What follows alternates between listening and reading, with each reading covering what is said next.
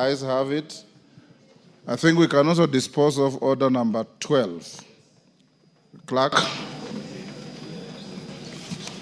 Order number 12, motion, consideration of Senate amendments to the Division of Revenue Bill, National Assembly Bill number 10 of 2025. Is the chairman budget in the House? Leader of majority. Majority. Thank you, Honorable Speaker. Honorable Speaker, I beg to move that the Senate amendments to the Division of Revenue Bill, National Assembly Bill number 10 of 2025 be now considered. Honorable Speaker, just brief to members that this Division of Revenue Bill, as approved by the House, had about 405 billion shillings. But the other House has since amended that and proposed that we increase that to about 465 billion. That is 60 billion shillings above what is agreed. And bearing in mind the fiscal space that we have, Honorable Speaker, it may not be practical to increase by 60 billion shillings. I hear the member for Bumula saying we should be reducing, not increasing. Therefore, Honorable Speaker, having considered that, we thought it's only fair that we reject these amendments by the Senate to allow us to go into early mediation, and therefore beg to move the House to reject in totality this proposal by the Senate. And I therefore beg to move and request the Honorable Wamboka to second. Honorable Speaker, we want to reject in total. Start by saying I beg to second. Honorable Speaker, I beg to second. Bearing in mind the space the country is operating in, the fiscal space, it is only abnormal for anyone to think we should be increasing this monies upwards. So in that, on this thing, Honorable Speaker, I beg to reject as I second Honorable Ichungwa. We reject it and put the question, Honorable Speaker. Honorable members, I now propose the question, which is that the Senate amendments to the Division of Revenue Bill, National Assembly Bill number 10 of 2025 be now considered. I put the question. Honorable members, I now put the question at order number 12, which is that the Senate amendments to the Division of Revenue Bill, National Assembly Bill number 10 of 2025 be now considered. As members of that opinion say aye. As members of the contrary opinion say nay. Nay. The nays have it.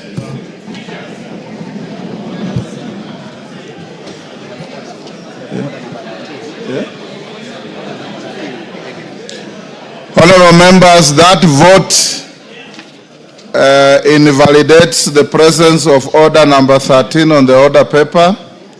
So order number 13 is now struck out from the order paper. Honorable members, now is time I'll give the House 30 minutes or so to pay tribute to one of the greatest sons of this country in the literary world, the late Professor Ngugi wa Thiong'o, whose books yours truly here has read each and every one of them. And I hope each one of you has done the same. Except those written in Kikuyu language. I've read all those written in English. I now invite the majority leader to lead the House, and I suggest members that we give the majority leader 5 minutes and the rest who will speak 2 minutes. Thank you, Honorable Speaker. Honorable Speaker, thank you for this opportunity to pay tribute, as you say, to one of the greatest sons of our nation, and also a great son of my county, Kiambu, and notably also an old boy of the school. And when I speak about the school, it's a school that he attended in the year 1955 to about 1959 before he joined Makerere University. And Honorable Speaker, the Honorable Tienda Amolo also understands the school I'm speaking about is not Miranda High School. It is the Alliance High School. And Honorable Speaker, I was saying before he went to Makerere University, where he started his writing career and did exemplary well, writing his first 2 novels in English. The first novel, Honorable Speaker, being The Weep Not Child, that he published in the year 1964. Honorable Speaker, also notable, this around the time that we were becoming a republic. And he had graduated from university in 1963 when this country was gaining independence. And also, Honorable Speaker, it's notable to note that the Honorable Ngugi wa Thiong'o says in his writings and recalls how his village in Limuru in Kamiredo, where he was born, was razed down by the colonial masters. And probably this is what provoked him when he went to Alliance High School. And after his first semester or his first term in school, he went back home and found the entire village razed down to the ground. And I was saying probably this is what provoked him to even later in life, around 1967 to 1970, to drop the name James Ngugi and adopt his names as we know them today as Ngugi wa Thiong'o. Honorable Speaker, as we pay tribute to this great man, a writer who has not only taught literature and English language in many universities here in Africa, beginning with his alma mater, Makerere University, and also came back home to teach at the University of Nairobi before he was imprisoned. He's also taught great universities, Ivy League universities like Yale University, Honorable Speaker, in the US, where he has taught. Northwestern University also, he has been a guest lecturer there, and he has therefore contributed immensely, not just to the growth of literature, but also to the growth of African languages, Honorable Speaker. But this is not to say, Honorable Speaker, and I heard you say you have read all his novels, except those like Gahi Kadeda, I will marry when I want, that he wrote in Kikuyu, or Shaitani Modhara Vaine, which says is devil on the cross. But I think the devil on the cross was later translated into English. And therefore, you may have had the opportunity to read these novels, Honorable Speaker. But I'm saying this because Ngugi wa Thiong'o dropped his English name, adopted his Kikuyu names, dropped the name James for Ngugi wa Thiong'o, and also began to write in the Gikuyu language. Not because he was a tribalist, Honorable Speaker, because Ngugi wa Thiong'o was such a nationalist that when he was imprisoned here for a year, sent into detention by the past regimes, Honorable Speaker, in the 70s, he was imprisoned with many other political prisoners who were not necessarily of the Kikuyu descent. And he lived on to fight for justice, equality in the country of Kenya, irrespective of where he came from, Honorable Speaker. And the fact that he has not only taught students from across the world, from different backgrounds, Honorable Speaker, but even his associations, Honorable Speaker, in the literary world, speaks volumes of the man that Ngugi wa Thiong'o was, that he was never at any point in time in his life.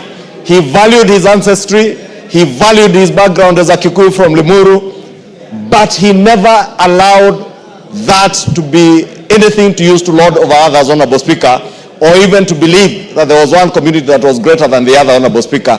And he used the African languages, Honorable Speaker, and he has motivated and encouraged very many other African writers to write in their mother tongue, Honorable Speaker, and this is something that we pay great tribute to for him, not just his contributions in the academia, Honorable Speaker, but also as a political thinker and shaping the thinking of many African children, African students, and many other indigenous communities around the world, as he taught in many universities around the world, Honorable Speaker. And therefore pay tribute to this great son of Kenya, an old boy of my school, the Alliance High School, and also a great son of the county of Kiambu and my neighboring constituency, Limuru, Honorable Speaker. And how I wish, Honorable Speaker, that Kamiredo, because the Member of Parliament for Limuru is here, they would consider the cultural theater that was at Kamiredo being further developed into a cultural center for Kiambu County, for our country. Time up. Otienda Molo. Honorable members, the screen is full. I found it full, so it can't have been for this. So those who will speak, I'll just request a show of hands. When every time one member finishes, then you you do so. Otienda Amolo. Thank you, Mr. Speaker. Mr. Speaker, I take this opportunity to eulogize the late Professor Ngugi wa Thiong'o. Ngugi wa Thiong'o demonstrates defiance, first in terms of name. He had the courage to drop what was called his Christian name. Secondly, the idea of writing in vernacular, which at the time many people frowned upon. Mr. Speaker, Ngugi wa Thiong'o shaped the literary thinking of virtually every other person living right now, including those who are older than him, but definitely those who are younger than him. And many of us have become what we are because we started reading Ngugi wa Thiong'o from primary school. Ngugi, these are giants who ended up benefit others in other countries. Mr. Speaker, even though Ngugi wa Thiong'o may not have won the Nobel Peace Prize, Ngugi wa Thiong'o remains a towering giant in East Africa, in Africa, and in the world, like no other. Mr. Speaker, I think that what we should do is to name something serious in this country in honor of Ngugi wa Thiong'o, not just to name everything after politicians. This is somebody who deserves to be remembered. Omboko Milemba. Thank you, Honorable Speaker. I also take this time to eulogize Ngugi wa Thiong'o, who was a great writer who influenced many of the readers of the time and the children. And as young people would compete on how many books of Ngugi and other writers you would have read during that particular time. But I think what I find quite strong about Ngugi was that he had to compete with very good writers from West Africa, because in that particular time of the 80s and 70s, the West African writers were doing very well, the likes of Chinua Achebe, the likes of Lechi Amadi with The Concubine, and Aldo and others. But Ngugi came out very strongly from the East African region to also compete very competitively with the West African writers, and he was a celebrity for the East African people. And therefore, I think this was one of the greatest. But one other thing I find very strong about him was the fact that he wrote about class struggles at a time when nobody wanted to tolerate the politics of class struggle, which remains with us today. And partly that's why he was imprisoned and then fled the country to go out. That is in the Petals of Blood. Petals of Blood. Thank you. You are a master. Thank you. In the Petals of Blood, he tries to bring out that very confidently. And I think we should have more tolerance in our times to literal word and those who are writing. So when I see place like the Shackles of Blood get trouble, I just blame those who are invading the space of academics who and are not teachers. If we allow teachers to do these things without much of the competition and blocking, would really improve our literal world. Thank you, Honorable Speaker. Rachel Nyamai. Thank you, Honorable Speaker, for giving me this opportunity to eulogize our son, the son of the world, a linguist, a creative, and a gift to this country. Honorable Speaker, I would like to go direct to the family that the Honorable Ngugi wa Thiong'o has left for us. I could not move my eyes from the screen, Honorable Speaker, watching the children of Ngugi wa Thiong'o. He has left us children who are grounded, children that he must have taught and given the right way to follow. Mr. Speaker, I think this is a lesson that we need to pick as a house, that we need to know that no matter how busy we are, no matter how many parts of the world we go to, at the end of the day, it's family. Honorable Speaker, about patriotism, Honorable Speaker, he traveled to so many parts of the world and he was not happy with the situation at home at times. But he remained patriotic to our country, making sure that he wrote books that showed love for this country. Honorable Speaker, I would like to also point out that we have so much to learn from him. And I would like to thank you very much for your communication or the statement you made on that day, that we did not see his face in all our dailies, Honorable Speaker. And we need to urge our media houses to be more patriotic and to love Kenyans like the late Ngugi wa Thiong'o. Honorable Speaker, I would like also to ask the House that the children that Ngugi wa Thiong'o has left for us has shown us that we need to rethink, Mr. Speaker, about family planning, Honorable Speaker. We needed human power together with the land we have. And this is a debate that I think we must have one day, to think of whether we should have been encouraged by our colonialists to have only 2 children in. Thank you, Morogara. Thank you very much, Mr. Speaker. Mr. Speaker, let me also join the rest of the House and Kenyans in eulogizing one great man of the Republic of Kenya.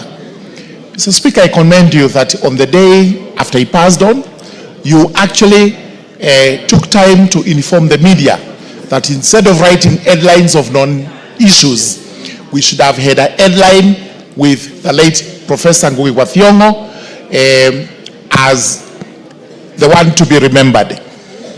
Actually, the following day it happened, and that was extremely good because Kenyans were able to recollect the lives and times of the late Professor Ngugi wa Thiong'o.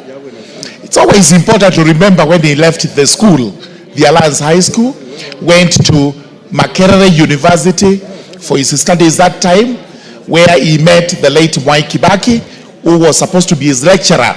But instead, Kibaki advised him to do literature or Bachelor of Arts in English, as it was called that time, because he was not very good in economics, but he was extremely good in literature, in writing the written word, and he had the power of the gab.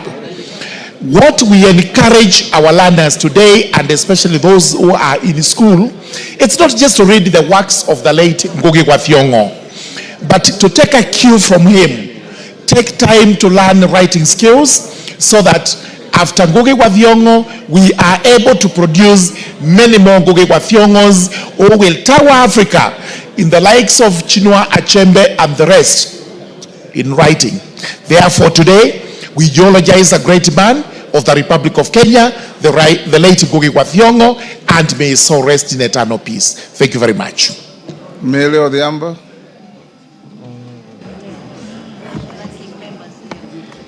Thank you, Mr. Speaker. Mr. Speaker, on my behalf and on behalf of the people of Suba North, we bring our message of condolences to the family of Ngugi wa Thiong'o and even to Kenya as a whole, because this is a loss to Kenya as a country. Mr. Speaker, when I was a young girl, I used to work at my uncle's bookshop.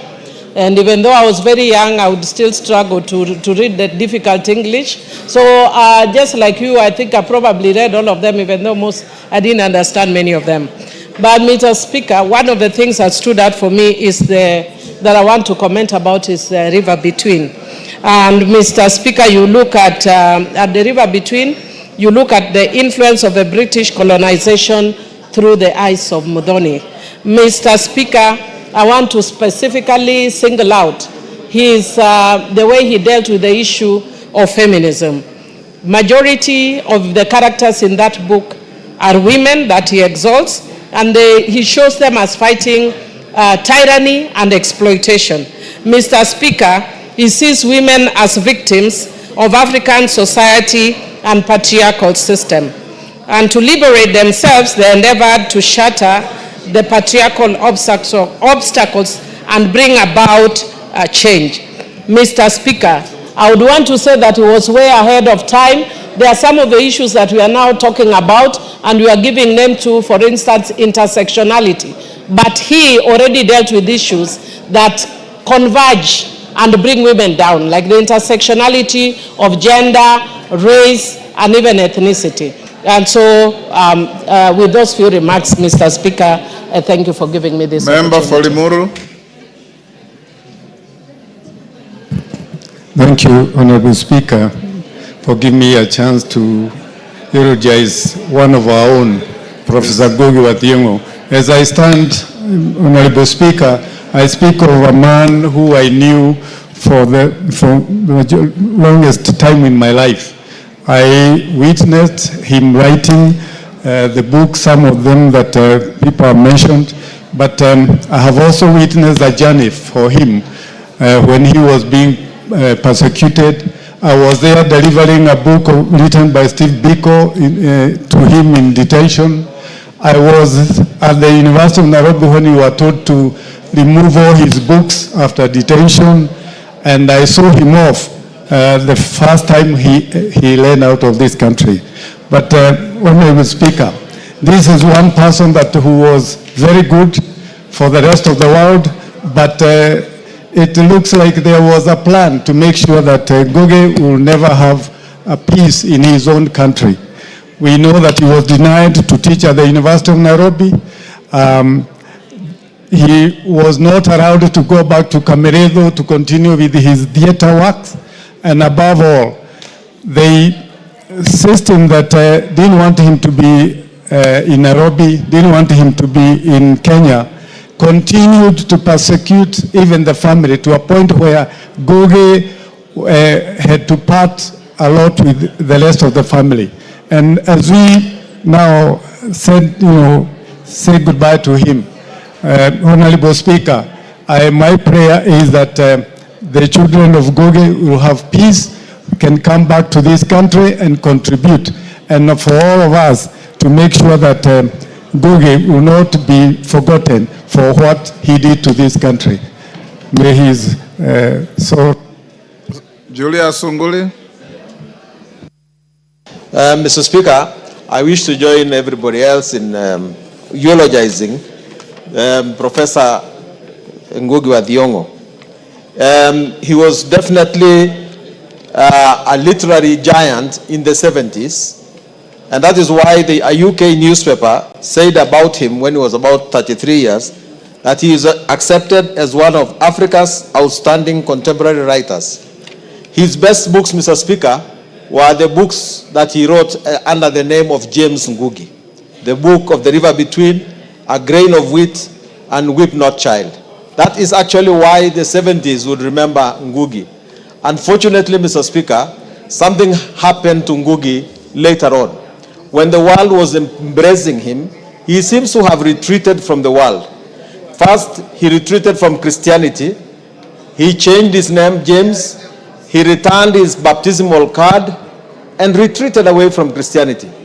Then, Mr. Speaker, he retreated from the English language, the one that had made him a giant, and started writing in Kikuyu and having characters only within the Kikuyu language and Kikuyu culture.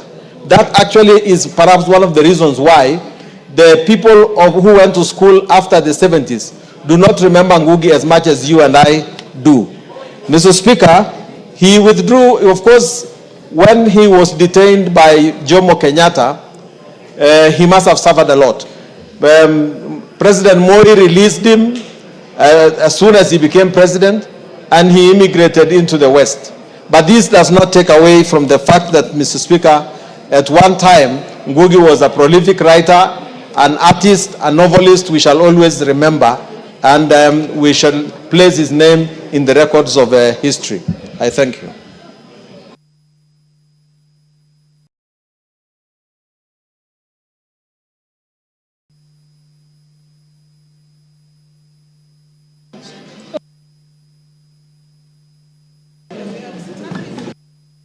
Yes, Honorable Baya. Honorable Speaker, I want to thank you and wish to eulogize Ngugi wa Thiong'o. You know, Honorable Speaker, I'm a student of literature and having taught literature at different levels. But Honorable Speaker, I want to say that the late Ngugi wa Thiong'o will remember him for the African Writers Series as a pioneer of that book, that level of books, where many Africans got an opportunity not just to write, but to write and publish, where the African Writers Series was published then as one of the biggest publishing houses, Honorable Speaker. Honorable Speaker, secondly, I remember Ngugi wa Thiong'o for his book, Decolonizing the Mind, one of the greatest works of literature that he ever wrote. It is a series of papers that he put together, Honorable Speaker, and it is in Decolonizing the Mind, Honorable Speaker, that we find Ngugi in his true sense. Honorable Speaker, one of his great books that people never talk about is The Devil on the Cross. The Devil on the Cross was one of Ngugi's greatest book. Actually, it is The Devil on the Cross that runs crosshairs with Daniel Arap Moi then when he was president, Honorable Speaker. Although Devil on the Cross is one of the greatest satires that Ngugi wa Thiong'o has ever written.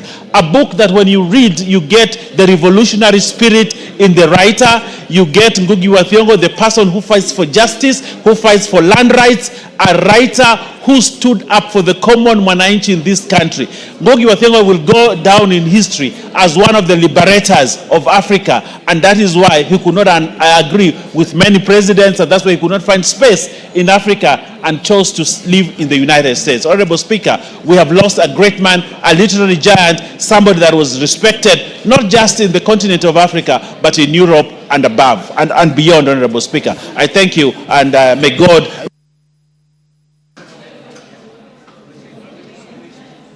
The Honorable Irene Mayaka. Thank you, Honorable Speaker, for giving me the opportunity to pay tribute to a very distinguished son of Kenya.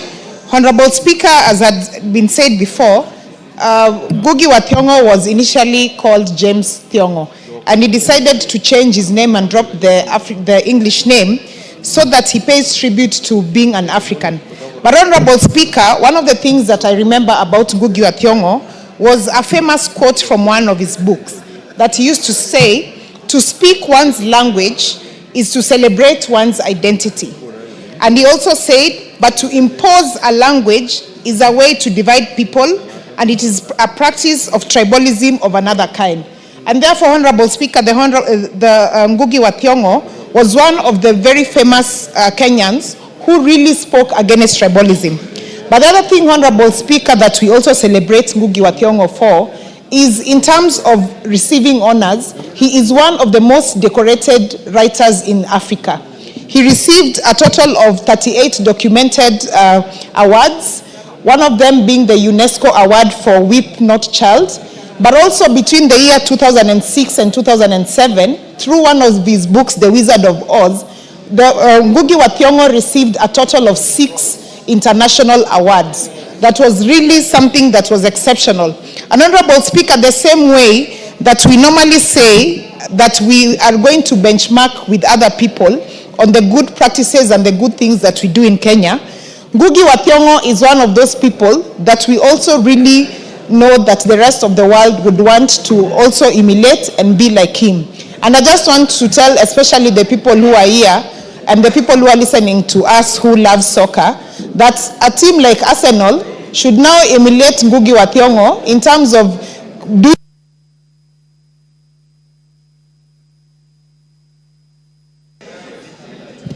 The Honorable Member for Seme, Honorable Nyika. Thank you, Madam Speaker. May I take this opportunity also eulogize the passing on of our great writer Ngugi wa Thiong'o.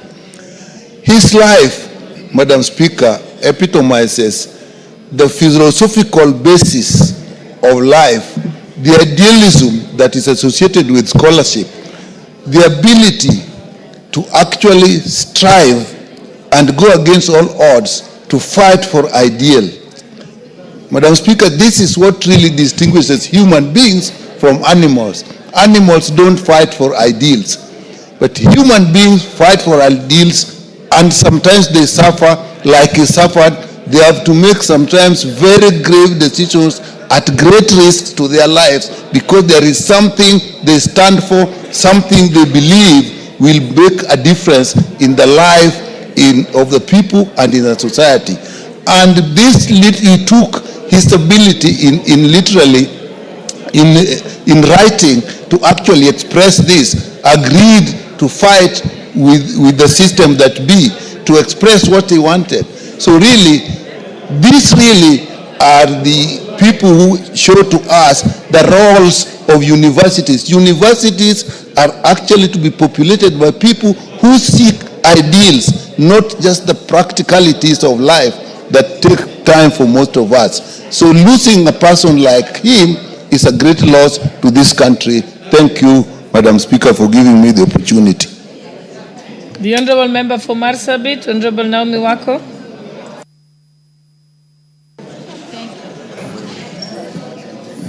Thank you, Honorable Speaker, for giving me this opportunity to add my voice to this very important debate that is going on as we eulogize the great man of this land, someone maybe many of us may not have met physically, but we have interacted with his books and known him.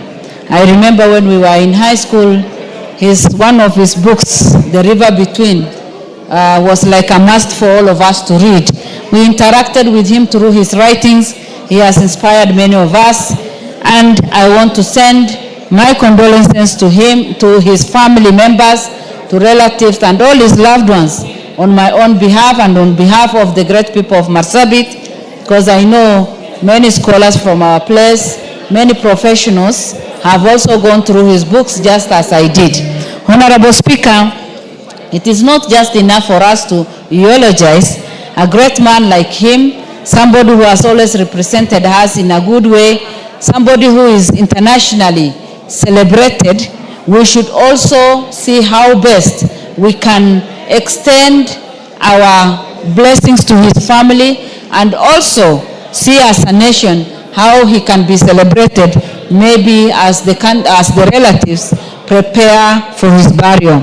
Honorable Speaker, we have great men and women who have served this country in different capacity and represented us, and it will only be good for us to appreciate them and also recognize them as heroes. I believe he's one of our heroes, and he should be recognized in that capacity, even though he has left us. May his soul rest in peace, and may God comfort his family. Thank you. Honorable members, I wish to recognize the presence of the following school. Seated in the Speaker's Gallery is Moon Kopir Girls Secondary School from Kajiado East Constituency, Kajiado County. And also seated in the public gallery is St. Mary's Nyabururu School from Kitutu Chache South Constituency, Kisii County. And I'll ask Honorable Donya Doris to welcome the schools on our behalf. Thank you, Madam Speaker. That is my school. I schooled there in class 2 and class 3. St. Mary's Nyabururu, but I can't say the year because you might suspect how old I am. Madam Speaker, as parents and of course members of parliament, we must have nice things to tell our girls. It's only that, oh, you girls, you should be smiling because I schooled in your school. Work hard, it has been the norm. Be humble. Be kind, polite as your mama county. I have never even slaughtered a chicken, Madam Speaker. Education is what no one will ever take away from you. They can take your land, they take everything. Our children, I can also pass over the message to our girls, but something that no one will ever take away from you is your education. Value your education. Respect your teachers. And you have to be good girls, not bad girl like Honorable Millie Odhiambo. Very, very, very, because she has confirmed that. She has told me, Donya, tell them they must be good girls like you, Honorable Donya, and not bad girls like Honorable Millie. Thank you, Madam Speaker. The Honorable Member for Tigania West, Honorable John Mutunga. Thank you, Honorable Speaker, for the opportunity to join my colleagues in eulogizing the family of late Professor Ngugi wa Thiong'o. Honorable Speaker, Ngugi wa Thiong'o emerged as a self-made man, an African who has really found a space in this world. He satirized the political and the social intolerance that used to be there at that particular point in time. Honorable Speaker, Ngugi wa Thiong'o is among the very few who have taken Africa where it should be, who have left a mark in terms of writing. And the challenge is all of us, Honorable Speaker, to do something about what we do. There are very many things that we do, but we rarely document. And not just documenting, we also rarely challenge our young people to be able to think about their surrounding, think about the situations that they are in at one given time, and see how they can develop out of such situations. Honorable Speaker, Ngugi wa Thiong'o died in exile after he ran away as a result of having been followed or being reprimanded by the then regimes that used to be there. This is one person we should celebrate as a country because he has put East Africa on the map. And Ngugi wa Thiong'o, Honorable Speaker, is not only a naturalist, he's a nationalist, he's an internationalist because his books are read across the world. The time we were in school, we used to read his books, and they used to influence us as young thinkers and young planners in this country. So, Honorable Speaker, Ngugi wa Thiong'o will be remembered by many generations to come. And having interacted with them, it is high time we also got challenged by what he did. I pass my condolences to the family. Thank you, Honorable Speaker. Member for Elders, Honorable Kainan. Thank you, Madam Speaker. Madam Speaker, Professor Ngugi wa Thiong'o was an academic giant, a philosopher, a thinker who has encouraged Pan-Africanism, who has fought colonialism, who has also tried to reduce the influence of new colonial ideas. And specifically, we as Africans, and in particular in the academic world, there are people who are called academicians who are called social fools. But Ngugi wa Thiong'o was a true academician, a person who professed, who believed in the academic world, combined literature with culture. Madam Speaker, combined literature with the inherent and rich African culture, Madam Speaker, and truly will always be remembered as a person who has not only promoted the African literature, the African culture, Pan-Africanism, but also promoted the presence of the African people, the African continent, Madam Speaker, in the global world. Madam Speaker, he will always be remembered as a person truly who has believed in democracy, who has believed in the ideals of the Kenyan people, Madam Speaker. And I know for many who have truly believed in his literature, he has left a legacy. That legacy will be found in his many books. That legacy will be found in his many lectures. That legacy will be found in many interactions that he has had. And therefore, truly will remember you. And may God, wherever you are, rest your soul in eternal peace. Thank you, Madam Speaker. The Honourable Member for Tinderet. Thank you, Madam Speaker. Madam Speaker, I rise to eulogize Professor Ngugi wa Thiong'o, who was a great African literary writer. In his works, Madam Speaker, Ngugi wa Thiong'o showed how one can communicate language, culture, and traditionalism through the writings of African art of works.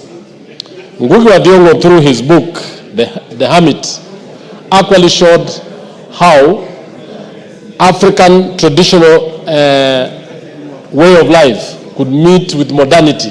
And this was a way where they were now able to explain the issues of colonialism, the issues of racism, and how the Europeans came over and colonized the Africans through his book, Decolonizing the Mind. One of the things that Ngugi wa Thiong'o actually taught, and I think this should be actually emphasized more even up to today, is that we need to have a lot of respect for our cultures, our traditions, and our language.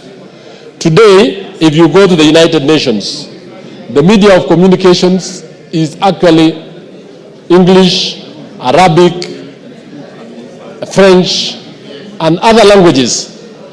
African languages across have not actually been recognized. And I want to say this, that it is important as Africa to know that our languages, our traditions, and even the ways in which we do our work should actually be ingrained even in our school setup. And thank you, Honourable Speaker, and I apologize and say we have lost a great literary giant. Thank you. The Honourable Member for Bondo.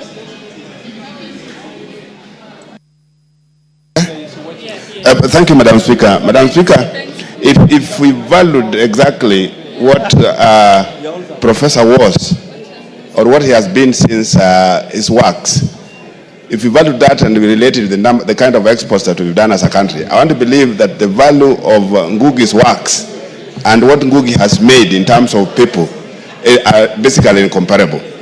We've contributed immensely. He contributed immensely to the world. He contributed immensely to the rest of, when you look at the amount of works Ngugi was able to do in 1 decade, if you want to know how a greater person is, look at that versus what we are having now in a situation where virtually nobody is doing the kind of things that Ngugi was able to do in the 70s and in the beginning of the 80s. So, Madam Speaker, Ngugi has created people. Ngugi has made people to be what they are. And this is the time that we, as a country, we really need to recognize that no, people are mortal, but what needs to remain is the works. So to us, Ngugi's works remain as eternal, and we're going to be indebted to Ngugi for a much more longer period of time. Thank you, Madam Speaker.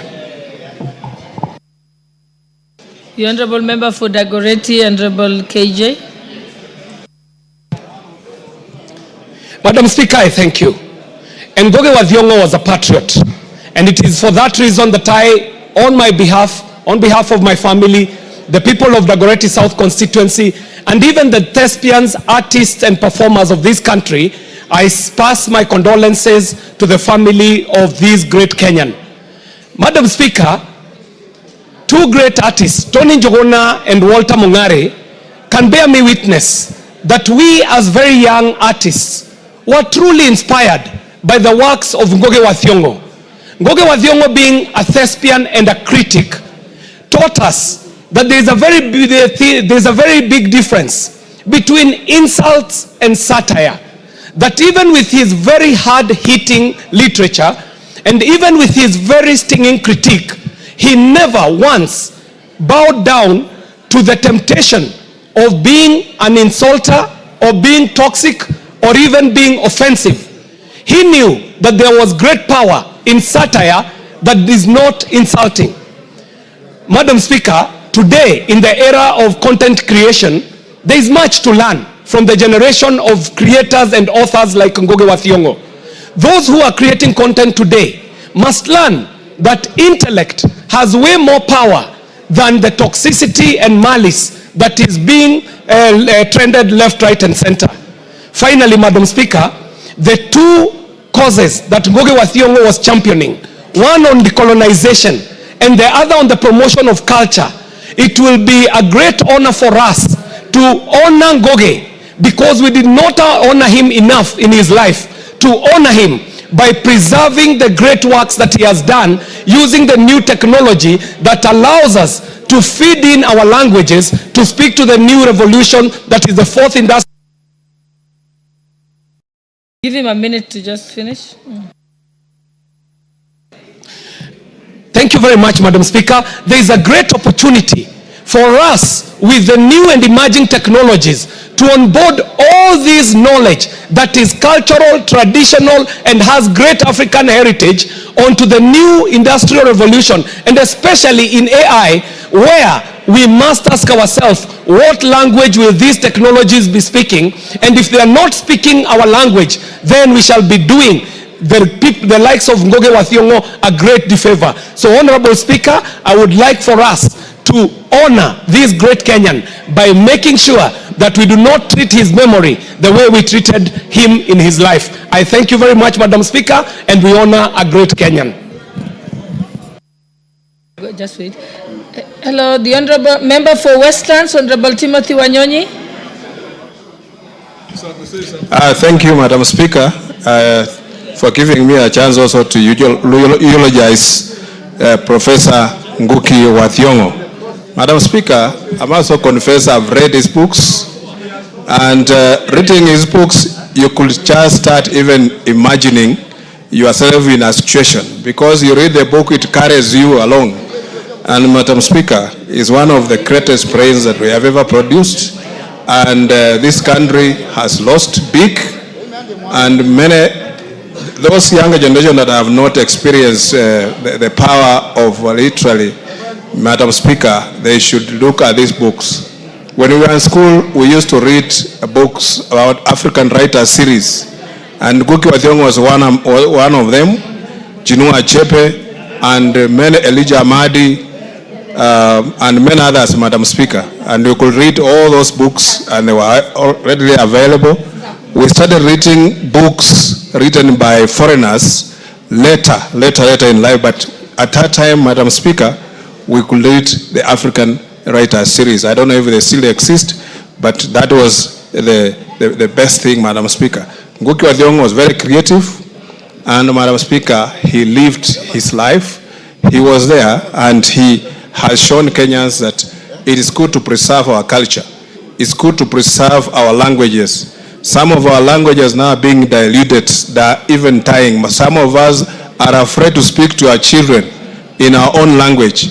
Madam Speaker, we must preserve our African heritage and our languages and culture all the time, learning from Professor Ngugi wa Thiong'o. Thank you, Madam Speaker. Yeah, the Honorable Member for Tetu.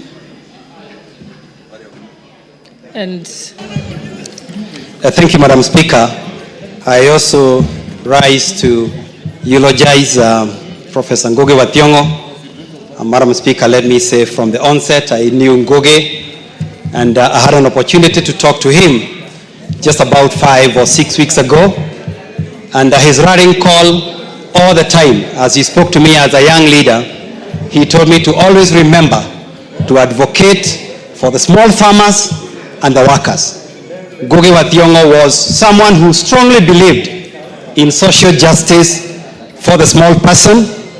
And if we look at his life, we can actually see that his brilliance and monumental contributions to literature and thought are celebrated worldwide. Madam Speaker, I have a petition still doing rounds as usual in the House to request this country to bestow the highest honor to Professor Ngugi wa Thiong'o. And Madam Speaker, it's sad that this man, despite having worked so hard, despite having given such a great contribution to knowledge, lived about 22 years of his life in exile, away from his home country. And it is only fair that Parliament initiates an honor for him or recommends that he be honored, and that we also look for a national institution that can at least carry his name, and also preferably one road in this country can be named Professor Ngugi wa Thiong'o road. And also the University of Nairobi, where he taught for very many years, would also propose that it can also give him at least one more honor in his honor. So, Madam Speaker, I rise to eulogize a professor and say that this is a man who deserves a little more than he has received.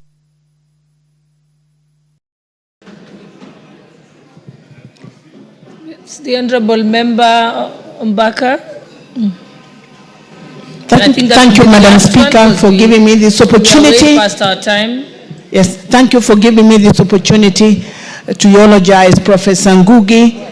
Professor was my lecturer at Nairobi University. I took literature, and him and Okotbi Tech, Michere Mugo were our lecturers who we really, really admired because of the depth of knowledge, their artistic world, and the way they mirrored the world through their works. Professor Ngugi was a politician, much as he was a great writer. His works shows you how a politician he was. He talked about poor governance. He wanted to promote the rights of human beings. And he also challenged the coming of the white man. In his River Between, there's a statement where a character is saying, "There shall come a people with clothes like butterflies." Those are the white people who came to colonize us. And Ngugi wa Thiong'o talked a lot about the effect of colonialism on the African culture, how our culture was changing because the Europeans came and took away our culture. He loved to call us by our own African names, and he kept on calling me Achieng every time. He told me, drop the name Christine, you must be called Achieng. That is how I remember him. I became a teacher and I taught The River Between, which was a very inspiring novel, and many students love it and passed the exams very, very well, because it was easy to read, it was very, very inspiring, it was teaching us a lot about the coming of the white man and the clash between the two cultures. He will be remembered for so many of these texts that were introduced.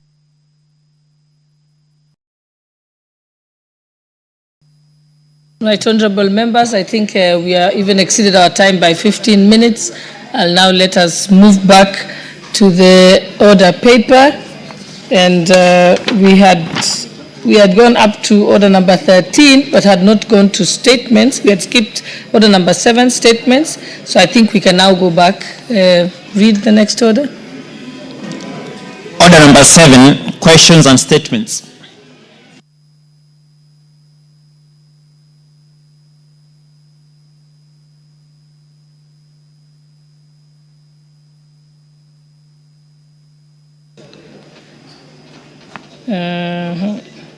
Is that the one that was requested to the Committee on Agriculture and Livestock? Yes. I thought I saw Honorable Mutunga. He's not here.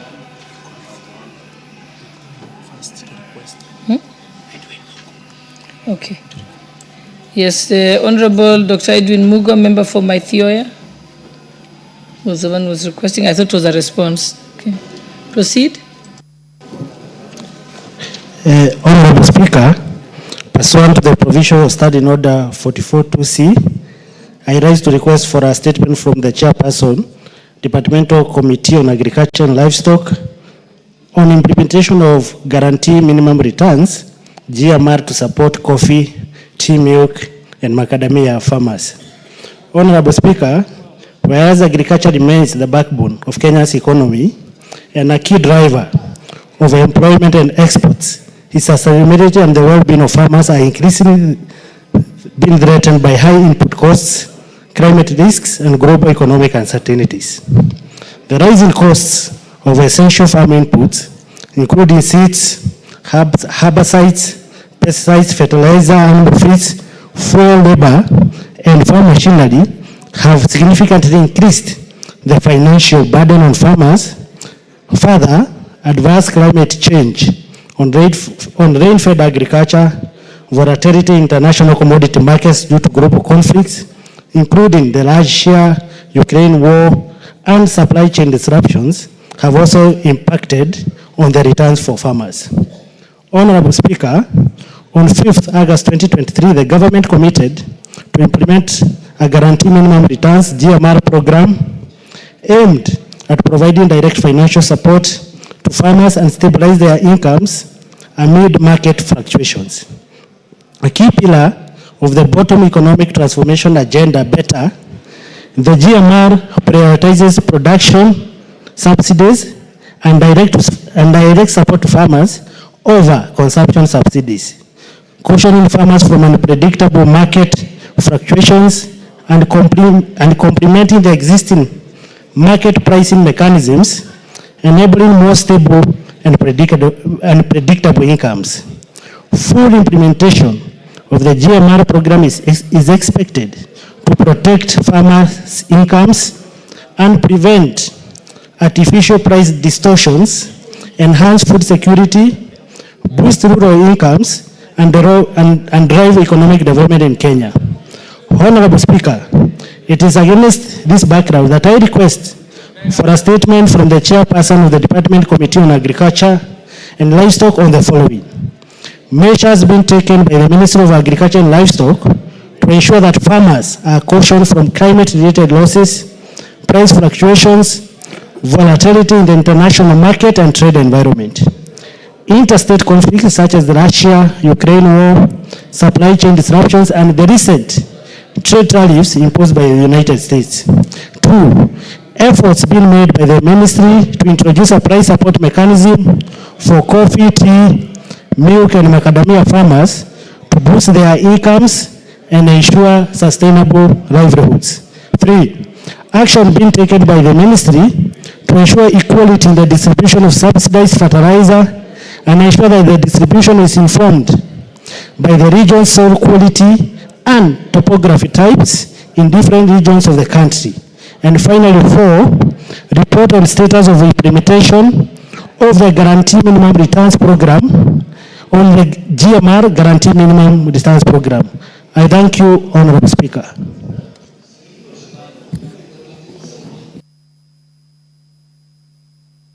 Okay, the chairperson for Agriculture and Livestock, when will you give a response? Any member of the committee here? Okay, Majority Leader, Deputy Majority Leader. Can give an undertaking on behalf of the Agriculture Committee. I thought I saw Honorable Mutunga here. Yes, he was here, but all right, he seems to have probably stepped out. we could do 2 weeks, Honorable Speaker, on the same. I'll let them know. Thank you. Thank you. Next statement by the Honorable Mary Maingi, member from where?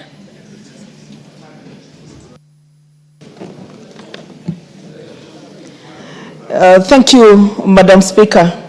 Honorable Speaker, pursuant to the provision of Standing Order 44.2c, I wish to request for a statement from the chairperson of the Departmental Committee on Agriculture and Livestock regarding the status of rice importation into this country.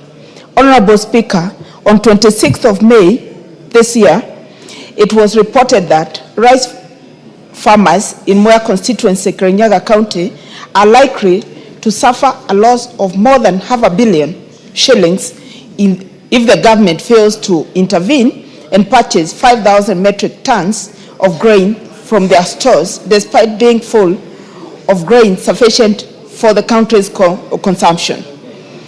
It was reported that the situation has been occasioned by the government's action of importing rice, which has flooded the markets to the disadvantage of the local farmers. Honorable Speaker, a study conducted by the Sustainable Trade Initiative on Mwea rice growers' multipurpose in 2020 reported that about 80% of rice grown in Kenya is from irrigation schemes established by the government, among them being the Mwea irrigation scheme, which accounted for more than 70% of the produce. Failure by the government to purchase, Mwea irrigation scheme, which accounted for more than 70% of the produce. Failure by the government to purchase rice from the local farmers is likely to occasion a delay in planting for the next season, which is likely to delay or affect rice production in the next period. This is against the government's agenda of reducing over-reliance on the importation of products and encouraging local production. Honorable Speaker, it is against this background that I request for a statement from the chairperson of the Departmental Committee on Agriculture and Livestock on the following. 1. The total quantity of rice that the government has imported in the last financial year. 2. Why the government is reluctant to buy rice from the local farmers and has chosen to import the commodity despite having sufficient locally produced rice. 3. The total annual production of rice in the last financial year compared to the local annual consumption projections. 4. Measures being taken by the government to ensure that a larger percentage of rice produced locally is purchased by the government to reduce over-reliance on imported rice. And 5.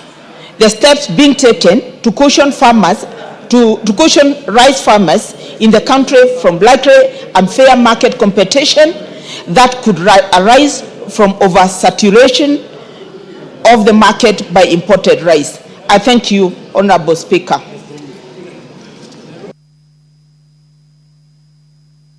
Again, that's also for the chairperson, Agriculture and Livestock. He's still not here. So, Deputy Majority Leader. I'll inform them, Honorable Speaker, we bring a statement in the next 2 weeks, Honorable Speaker. Much obliged. Thank you. I think the next statement is by the Honorable Mishi Mboko, member for Likoni. Thank you, Honorable Speaker. Honorable Speaker, pursuant to provision of Standing Order number 44-2C, I wish to request for a statement from the Chairperson of the Department Committee on Transport and Infrastructure regarding the status of upgrade of the Likoni Ferry Channel. Honorable Speaker, more than 300,000 people use the Likoni Channel on a daily basis, which links Mombasa Island to Kwale County in the South Coast. In 2020, the government commenced construction of the Mtongwe ramp with a view of decongesting the Likoni Channel. Sadly, the construction is yet to be completed, worsening the congestion at the Likoni Channel. In addition, the ferries in the Likoni Channel keep developing mechanical failures. For instance, on 25th April 2025, a ferry developed mechanical failure and stalled while on transit, causing fear amongst the passengers. On 17th April 2025, the Kenya Ferry Services only had 2 ferries in operation following a breakdown of 2 other ferries. This caused congestion in the area and adversely affected the resident. The incidents raised concern on the suitability of the vessel and the need for urgent attention to ensure the safety and security of the resident and prevent such occurrences in the future. Honorable Speaker, it is against this backdrop that I request for statement from the Chairperson of the Departmental Committee on Transport and Infrastructure on the following. 1. Measures put in place by the government to ensure safety and efficiency of ferry services, including an update on the status of maintenance and procurement plans for new ferries and upgrade of the existing vessels. 2. Status of the construction of Mtongwe ramp in Likoni constituency. And 3. Long-term strategies being put in place to provide sustainable and reliable maritime transport solution for residents of Mombasa County and businesses dependent on ferry services. I thank you, Honorable Speaker. Chairperson for the Committee on Transport and Infrastructure, not present. What about any member of the committee who can give an undertaking on behalf of the committee? All right, again, that's left to you, Deputy Majority Leader. All right, Speaker, I will inform GK, the MP Fundia, the chairperson, so that he can bring a response in 2 weeks. So thank you, Honorable Speaker. Okay, before we go to your statement, Honorable Mboko, allow me to recognize the presence of Limek Namuntak Girls School from Narok West constituency, Narok County. And also seated in the public gallery is Chebwotuyet Secondary School from Chebalungu constituency, Bomet County. Now I'll call upon the Honorable Member Mandazi, member for Chebalungu, to welcome the students on our behalf. Thank you, Honorable Speaker. May I take this opportunity to welcome all the schools that have come to visit Parliament today, and especially the school that is from my constituency, that is Chebwotuyet Secondary School. I want to confirm that the students from Chebwotuyet Secondary School, Madam Speaker, are very disciplined and hardworking students. I welcome them here in Parliament so that they can witness what we normally come and do, that is legislate and to represent the issues from various constituencies within our country. This is the place to be. This is the place that you should work hard and desire to be in the future. I wish you well, and equally, Madam Speaker, allow me to wish all of them that are going to sit for their exams at the end of the year success in the exams. Thank you so much, Speaker, and they feel welcome to the presence of Parliament. Thank you, Speaker. Thank you. The Honorable Omboko, your statement, sir. Thank you, Honorable Speaker. Pursuant to Standing Order number 44-2C, I rise to request for a statement from the Chairperson of the Departmental Committee on Administration and Internal Security regarding the tragic fire tragedy in Makina area, Kibera in Nairobi City County. Honorable Speaker, on the night of 24th May 2025, a devastating fire tragedy occurred in Makina area, Kibera in Nairobi City County. The deadly fire swept through the informal settlement, destroying property, rendering several people homeless and claiming lives of 8 people, 7 of whom hail from the Muhaya constituency in Vihiga County. Among the deceased, Honorable Speaker, were 5 members of the same family from Isirulo village, being a Mr. Ernest Ambani, 36 years, his wife Flora Ambani, 33 years, and their children Gertrude Amisi, 9 years, Silas Omboko, my namesake, 3 years, and Stephen Mukuna, 2 years. Additionally, Honorable Speaker, a Mr. Harrison Liaha, 24 years old, perished in the inferno together with his pregnant sister, 18 years. A Miss Yvonne Okwoku also perished and, no, let me take that again. Miss Yvonne Okwoku, also Miss Charity Eboso, wife to Mr. Harrison Liaha, who perished in the tragedy, is currently hospitalized in a critical conditions along with their one child who was miraculously saved from the inferno. Honorable Speaker, the cause of the devastating Makina fire tragedy remains unknown to date. Adding to previous fire tragedies that have occurred in informal settlements, particularly in Nairobi, distressfully, fires in the informal settlements have become alarmingly frequent, often exposing the fragility of our urban disaster preparedness and response, calling for elaborate interventions.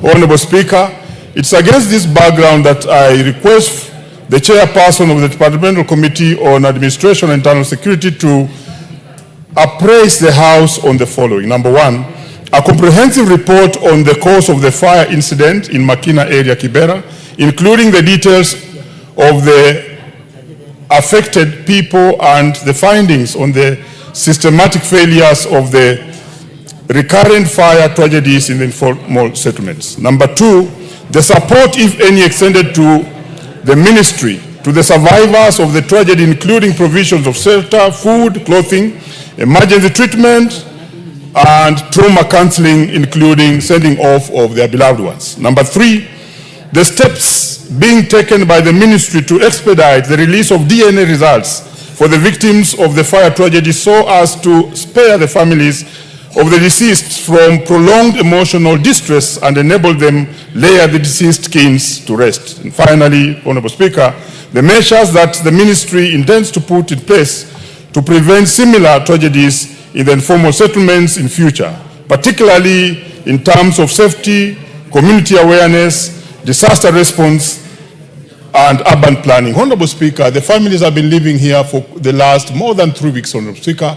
The government chemists do indicate that they need 30 days to give the DNA test, meaning they'll have to stay here for a whole 1 month before they rest their beloved ones to rest. And it's upon that I really wish that we treat this as an urgent matter. Thank you, Honorable Speaker. I think I'll exercise my discretion and give a chance to the member for Kibra to buttress that statement, since it's your constituency. Thank you, Madam Speaker. I want to agree with my colleague, Honorable Milemba. The fire actually occurred in my constituency, just as he has said. I want to agree totally to the sentiments of my colleague. It has been very, very the families affected and those who also live in informal settlement. The fires have been occurring almost every 2 weeks, but this one was one of its kind because people died beyond recognition. When you have 9 people dying beyond recognition, it is not a small matter.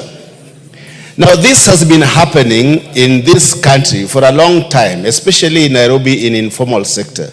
We have talked about this. We have also asked the government and the county government to give us a place where we can have a fire station. We have asked the governor to give us fire stations so that when this happens, we have instant response from a fire station. However, we had asked the government to help the victims, and I must say that the government also responded well and brought some food to the victim. But this can never help or fill the gap, emotional gap that has been experienced by this group of people. However, the president came when he was asked to visit these victims. He went and visited the victims and gave a full support to the victims. However, we must have a lasting solution to the fire outbreaks in this informal settlement.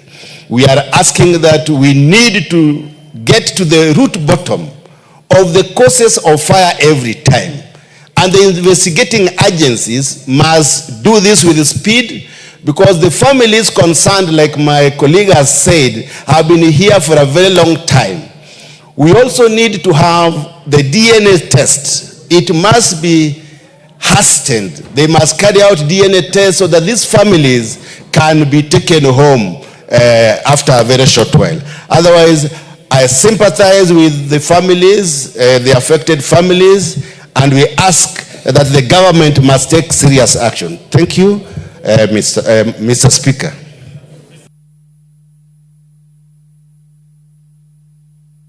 What's the quick point, Deputy? Mr. Speaker, thank you very much. You know, I had the honorable teacher, Omboko Milemba, say that they perished and they're recuperating in hospital.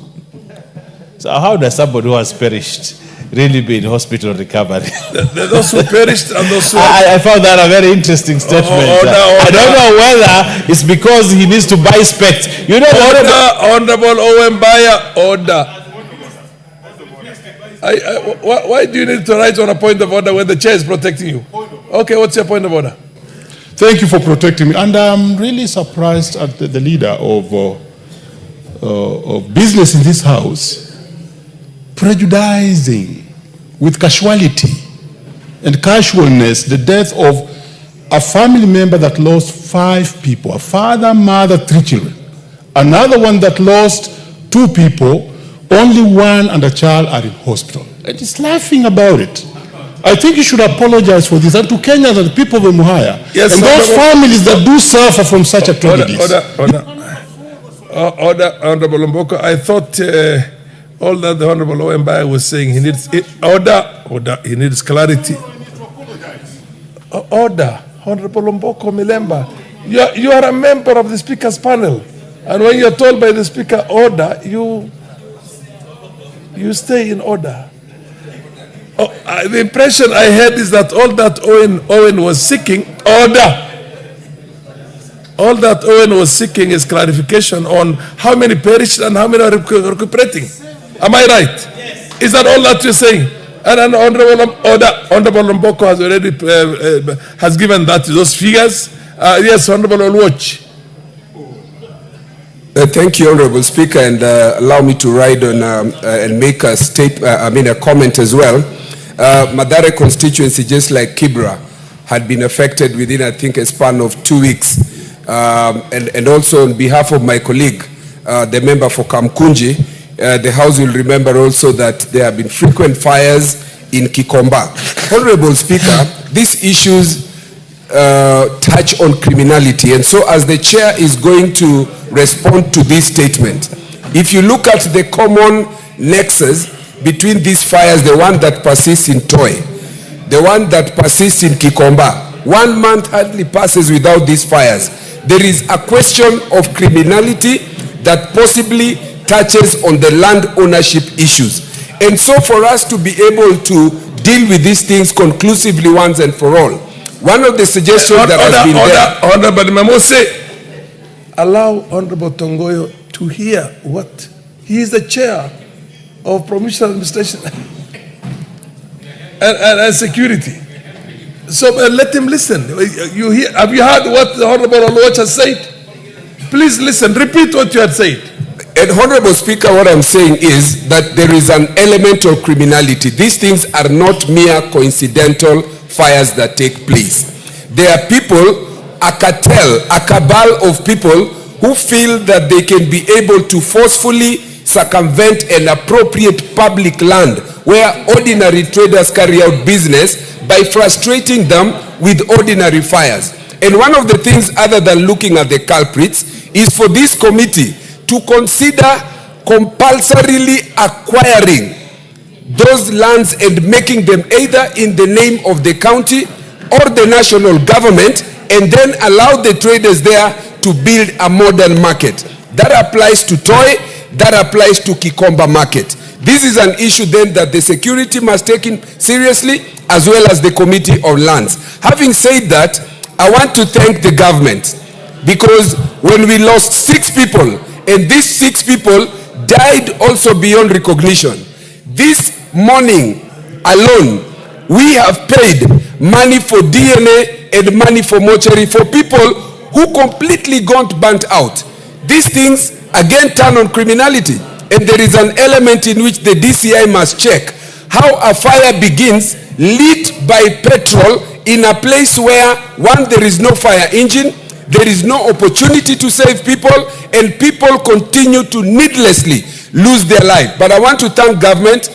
Our honorable member Ruku, who recently was appointed, came to the constituency and we got help. His Excellency the President did the same, and also the PS for Internal Security, PS Omolo, we thank. But the committee must expedite and look at the elements of criminality and the questions of titling and compulsory acquisition of these lands. I thank you.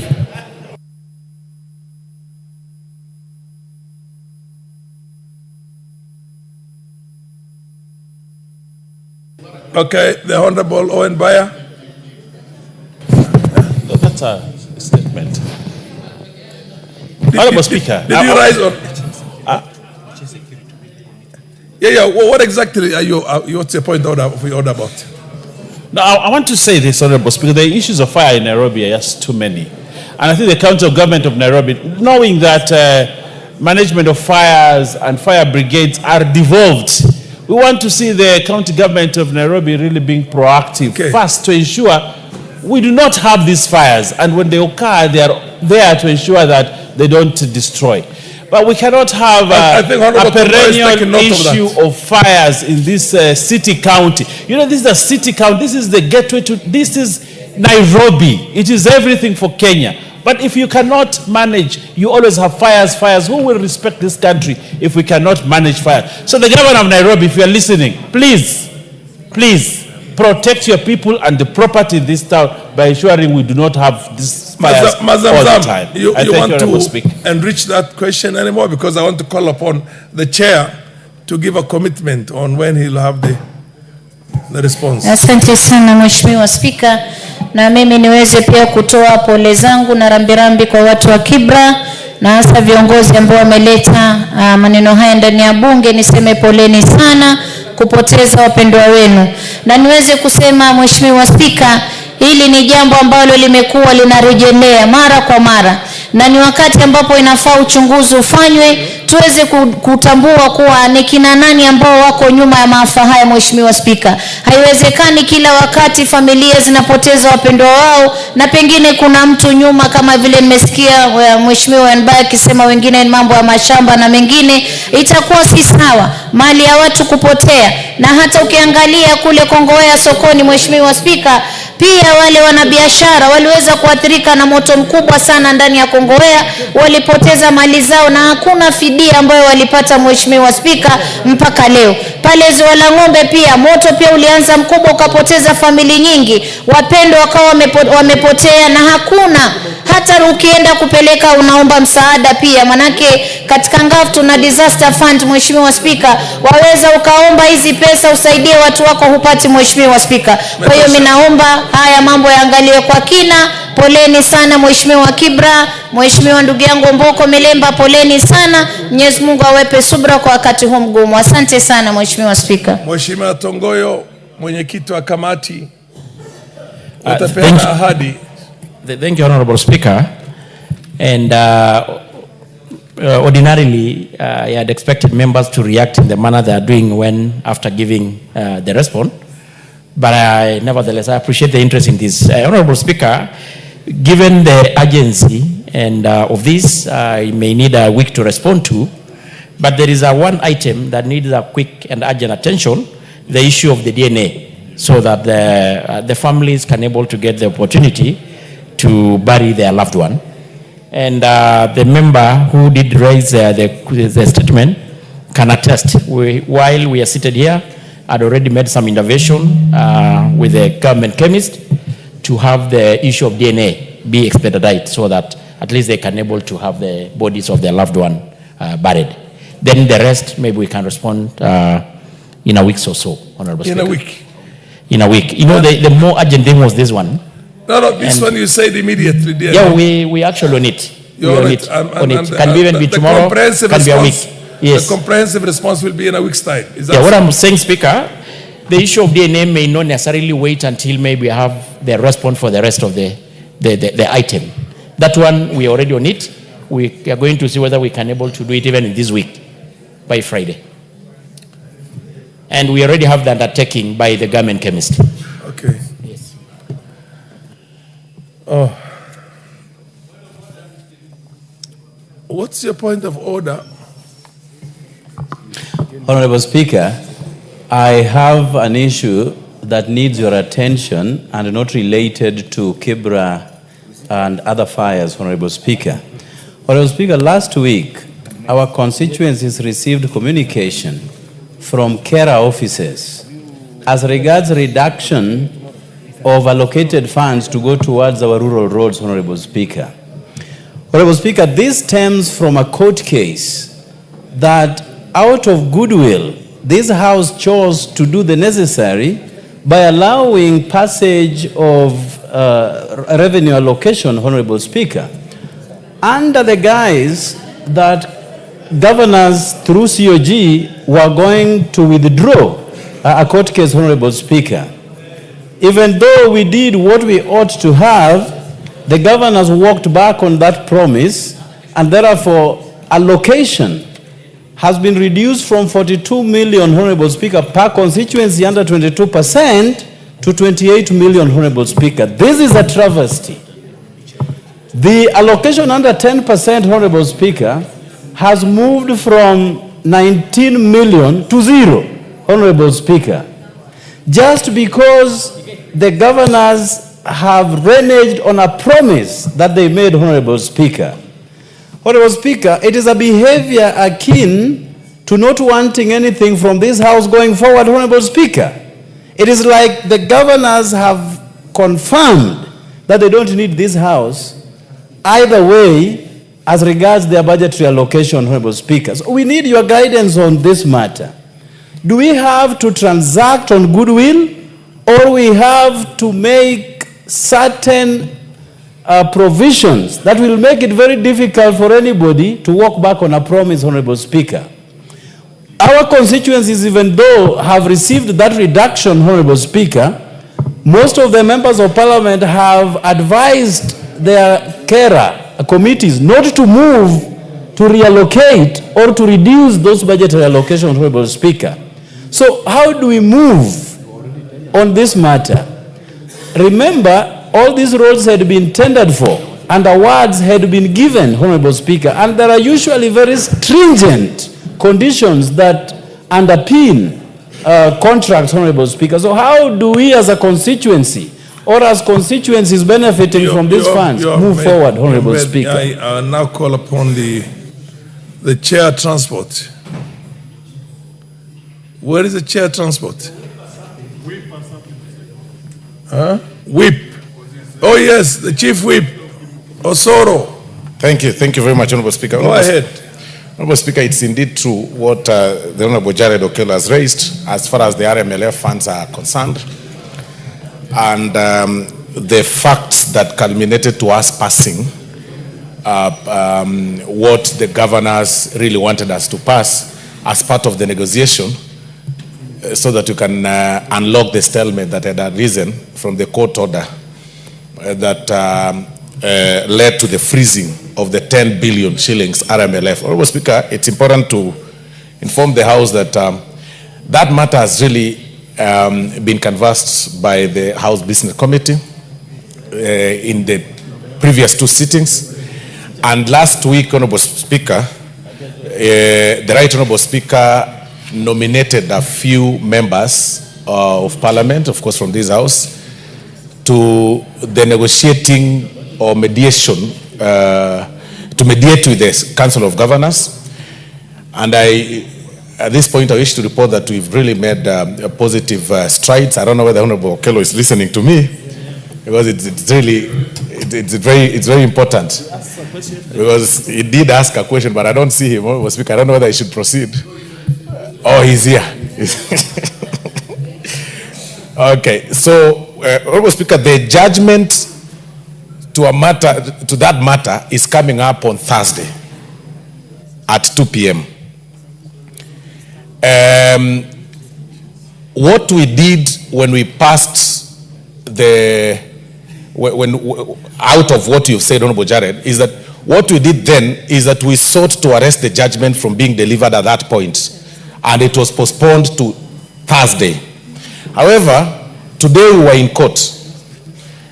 Of course, the National Assembly and the Council of Governors, and the court directed that we proceed with the ADR. I need to confirm to this House that tomorrow we'll be meeting with the Council of Governors. Tomorrow, if of course they show up. If they don't show up to the directions that the court have been given, we still have our cards. Because it is actually wrong for governors or the Council of Governors, Honorable Speaker, to hold the entire nation at ransom. I mean, 10 billion, Honorable Speaker, is lying idle in some account. And the roads, even with these rains, Honorable Speaker, the roads are impassable. And even if we decided to give this money, Honorable Speaker, to these governors, they will not do them. They will not do them. Trust me. I am on record as having said, Honorable Speaker, that you will actually need a microscope to see what governors do across their counties, Honorable Speaker. Besides recruiting huge battalion, Honorable Speaker, for events so that they can and Harambes, they have a group of people that move around with them in every meeting, and their work is just to cheer and clap for them, Honorable Speaker. And that is why, Honorable Speaker, they are pushing for such. By the way, it's important for this House to know. Fair enough. No, let me conclude, Honorable Speaker. Please conclude. It is actually the same governors, Honorable Speaker, that are sponsoring cases against this House, Honorable Speaker. The NGCDF case, it is Council of Governors. RMLF, it is actually Council of Governors. But we are telling them that if they think they are going to hold us at ransom, that tomorrow they will not show up for the ADR ahead of Thursday, and they won't show up. No problem. Today here on order number 12, we have a division of revenue, in the order paper, Honorable Speaker, number 12, and it's already actually rejected, Honorable Speaker. So we are going for that mediation, and we will see, because we really cannot be holding the country at ransom because of our, bloated egos and moving around in red carpets and those kind of... Okay, fair enough. I thought you meant you can't hold the country hostage. Anyway, Honorable Kainan. Mr. Speaker, I always support consensus. Some of us fought so hard for devolution during the countdown to the promulgation of the current constitution. Mr. Speaker, as a person who has represented a constituency that has been marginalized over the years, the devolution that I had in mind, the devolvement of resources that I had in mind, when I jealously fought for the enactment of provisions that will provide resources to the ground. And what is being said right now, Mr. Speaker, and I'm sure you are around, you are a deputy speaker then, is completely different. Mr. Speaker, I want to go on record that I am a firm believer in devolution. I believe in devolution. I will always support devolution. But I will not support a convoluted, corruptly managed devolution, Mr. Speaker, that does not allow the trickling down of resources to the common people. Mr. Speaker, I want the Honorable Osoro to listen to this. We acted in good faith. We acted as members of the National Assembly, as members of the 13th Parliament. We acted in good faith to allow the passage of that bill, and formed a dialogue committee. I am aware the Honorable Osoro, who is also the the minority whip, and my majority whip, I'm sorry to say this, and also who is a seasoned lawyer, has briefed us today in the House Business Committee. Mr. Speaker, the members are not being told the truth. The truth of the matter is this, and it's my responsibility to speak plainly, to say the truth, because I only fear God. The governors have withdrawn from that case. The court made a determination against your interest. The last chance is tomorrow morning. If the negotiating team did not deliver a favorable result on the roads, on CDF and all other contentious issues, I shall stand here as the father of this house to reject what is contained in this order. And you know it. That's what we have alluded to. And please don't accept this order number 12. You have finished. Whatever you have done it, let me leave it there. It's not the end. It will come. So, Mr. Speaker, my conclusion is this. Nobody will be allowed to take this house for granted. And I want to remind you, read Article 1. Why did the framers of the current constitution equate representation to sovereignty? Don't allow that to go away in the thin air. Stand firm for your right. CDF must exist. That road must come back. And government must exist. That road money must come back for the management of the member of parliament. They have enough to do it, and we will not continue to entrench corruption, wastage of resources, abuse of office, and all the other evils in this broad daylight. Stand firm to be counted by your conscience. Thank you, Mr. Speaker. Honorable Kainan, the only thing is that when you say that you are the father of this house, and yours truly, who was here when you were still in the university, you want to call me a grandfather? Unless you want to call me a grandfather. Okay. Yes, what's your point of there's but when? And then I'll come to you.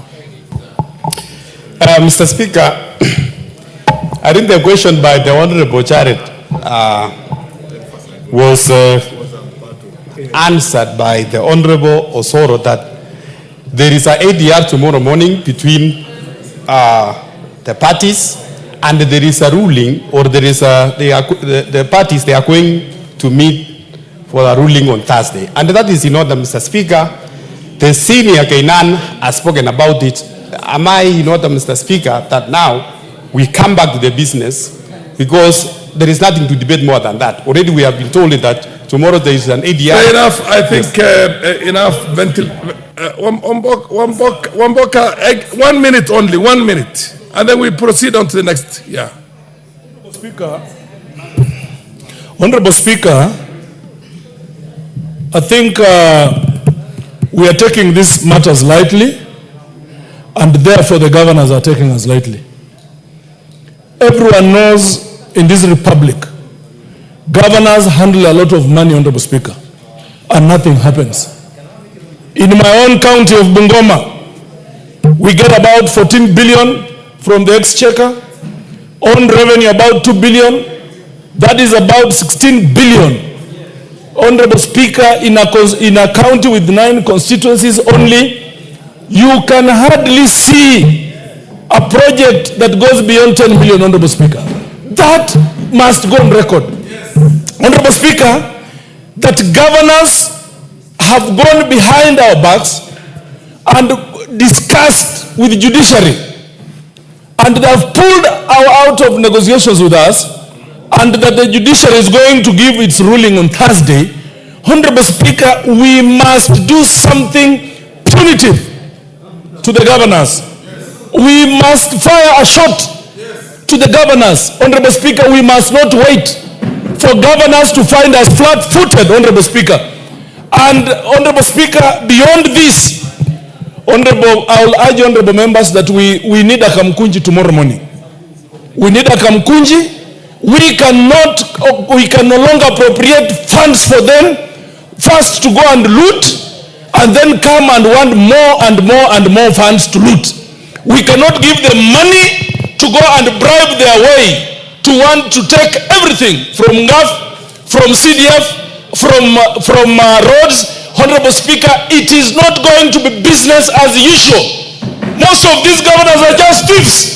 There is nothing that they are doing with the monies that we appropriate for them. We have students who are suffering at their homes. We have schools, Honorable Speaker, that do not have anything from the counties. We are supposed to have roads. Even as we speak now, there are roads that are meant for governors to do. They are not doing these roads. They are leaving the roads for us as MPs to do them. Why are they demanding more money? So that they can continue looting? We say no. We demand a kamkunji so that we can take a very punitive approach. Kama ni vita, sisi wote ni wanasiasa na tunaweza pigana. Okay. We will have to go to the next. I think we have... no, it's a weighty matter.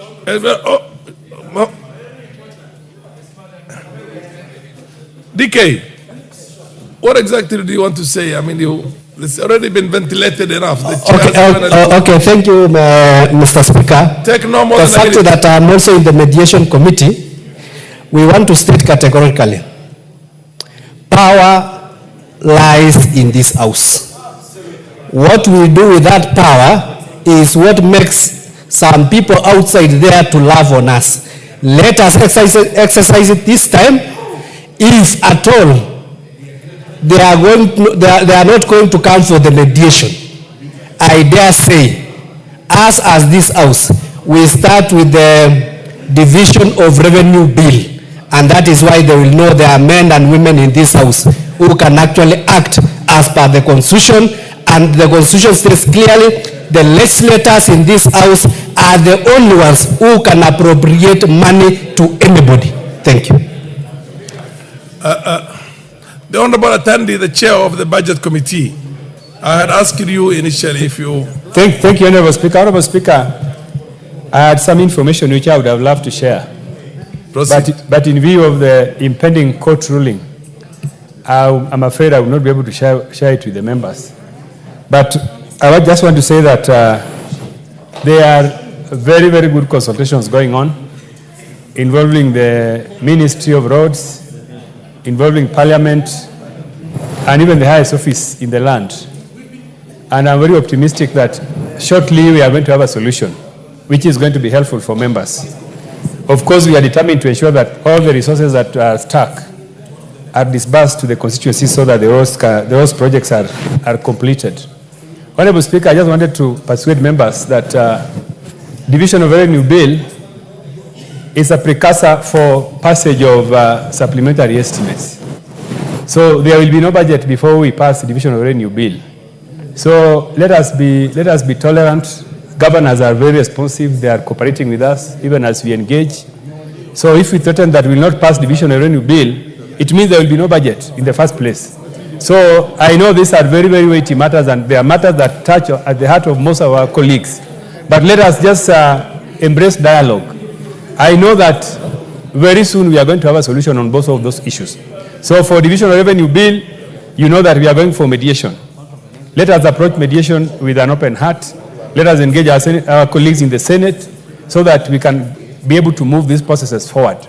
Otherwise, I want to persuade members that from our last meeting towards resolving this issue, there is sufficient goodwill. And I am sure that members will be very happy shortly. Whether the court case goes against us or for us, I think we are going to have a solution. Fair enough. Thank you. We will have to go back to... Let's go to the substantive business here, or rather the business on the order paper. Now we are having responses on statements that were sought. And this one is on the status of the construction of Lunga Lunga sub-county headquarters. Honorable Katana of MP for Kaloleni, are you in the house? Is MP for Kaloleni in the house? I know Chief Ramondo is not in the house, who is Chief Ramondo, who was the person who sought this response. Now we go to the next one. What's your point of order? Mr. Speaker, last week the substantive speaker did make a directive that where a member has asked a question and has not asked for it to be deferred, and the chairman, the relevant chairman is present, he should not be asked to defer. He should just table the answer on record and proceed. He doesn't have to wait. I think there's a communication from Honorable Chief Ramodo in this case, and in which he sought Honorable Katana, MP for Kaloleni, to be present on his behalf. But now that Honorable is not in, then we'll have to defer this. Let's be fair to him. Chair, would you wish to? But you are going to be follow up with the call of clarification sought, and it's only fair that you either have, because he's already made a communication that he will not be around himself. True, Honorable Speaker, and he did actually assign a colleague too, but at the same time, Honorable Speaker, actually I don't have the response ready. Okay. But I've been promised by the ministry that it could be possibly ready by tomorrow. Fair enough. Then we defer this to a date when the response is up. Next question is the Honorable Wanjiru Mutonga, mother of the Honorable Samuel Gachobe, MP for Subukia. Proceed. He sought also a response on the murder of Mrs. Wanjiru Mutonga and the rise of insecurity in Subukia constituency. I have the response, Honorable Speaker, ready. Honorable Speaker, and this is the statement being sought by Honorable Member for Subukia constituency. Is the person who raised his hand up there, It's the House. Gachobe? Okay, fair enough. Confirm, You're a bit too far. I'm a little bit short-sighted. I'm unable to. Honorable Samuel Gachobe. And Honorable Speaker, that is in regards to the murder of one Wanjiru Nganga Mutunga and the general rise of insecurity in Subukia constituency. And in particular, Honorable Speaker, the member wanted to know, one, step being taken to ensure thorough and expeditious investigation into the circumstances surrounding the disappearance and the murder of Wanjiru, that is Shiro, and the swift apprehension and prosecution of perpetrators of a murder.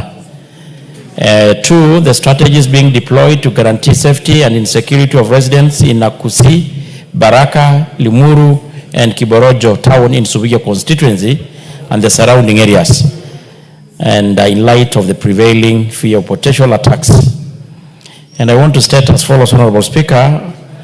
On 18th April, at around 9 p.m., Esther Njiru reported the disappearance of her daughter, Nganga, at Kiborojo police station, VIDE OB number 0618-0425. She indicated that Wanjiru did not return home on previous day from the garage where she was on industrial attachment. Later that day, at around 10, a report of a dead body found within the Kanga area of Limuru farm was made at the station VIDE OB number 0818-0425. The police officers from the Kiboronjo police station, together with the officers from DCI Subukia, visited the scene in a company of Esther Njiru. The latter possibly identified the body as that of her daughter, and the scene was processed by DCI crime scene investigation officers, and all matters of evidential value were documented. The body was moved to Nyahururu Hospital mortuary for preservation, awaiting post-mortem examination. The investigations were immediately commenced, and a police case filed, Reverend number 7023 of January 2025, opened. Statements from several witnesses were recorded to aid in the inquiry. And on April 22nd, a post-mortem examination was conducted by one Dr. David Komen at Nyahururu Hospital mortuary, witnessed by the deceased father, Mr. Patrick Nganga. The pathologist found all body parts intact and in normal condition. According to his expert opinion, the body cause of death was asphyxiation. Investigations are still ongoing, with efforts intensified to identify the perpetrators. Honorable Speaker, in regards to the strategies being deployed to guarantee safety in the area, the government is undertaking following measures to guarantee safety and the security to residents of Akusi, Baraka, Limuru, Kiborocho town in Subukia constituency. The increased police mobile and foot patrol. The Nairobi Police Service has circulated the Fichua kwa DCI toll number 0800-722-203 and encourage the Kenyans to report and share intelligence anonymously, guaranteeing confidentiality and safety of the whistleblowers, and the fertilization of community policing committees to strengthen collaboration between the police and the local communities to promote real-time information sharing and enable the quick response to suspicious activities, including potential threats to the public safety.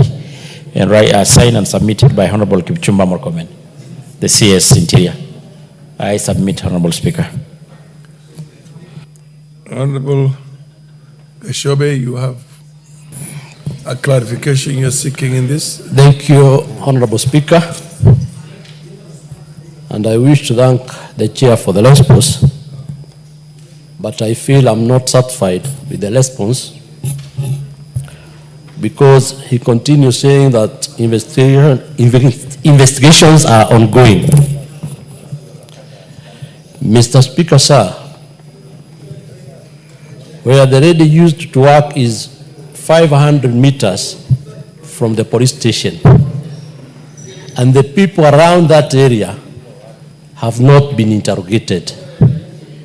Mr. Speaker, sir, the said incident where it happened is not far from the police station.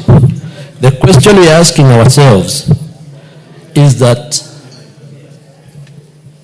residents and family members, and including I, have shared the names, the numbers of the suspects, and nobody has been arrested.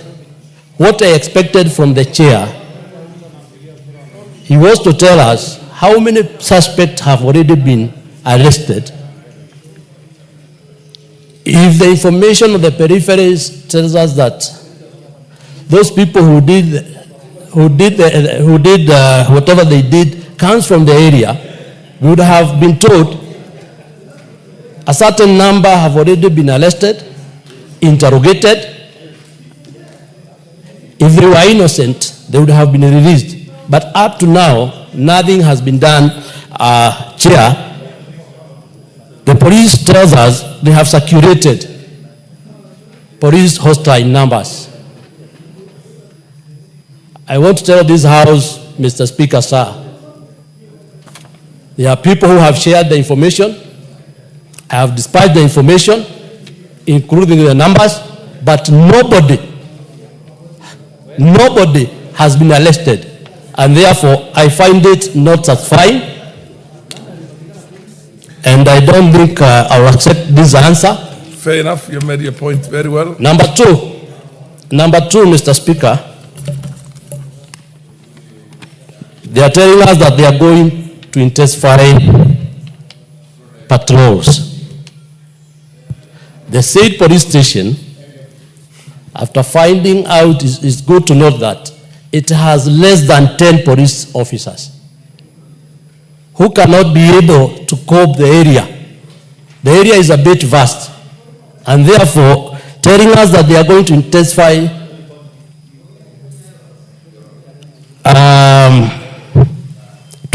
the patrol, I find it very difficult. What I have heard from the chair is that they are doing all efforts to add more police officers so that they can be able to intensify the patrol. Number two, the said station has no patrol vehicle, which makes it very difficult to patrol the area. And therefore, Chair, I will plead with the Chair for an additional information because I felt what was presented here not satisfying. Thank you, Chair. Thank you, Speaker. Honorable Martha Wangari. Thank you, Mr. Speaker, for indulging me to ride on this statement by my counterpart from Subukia.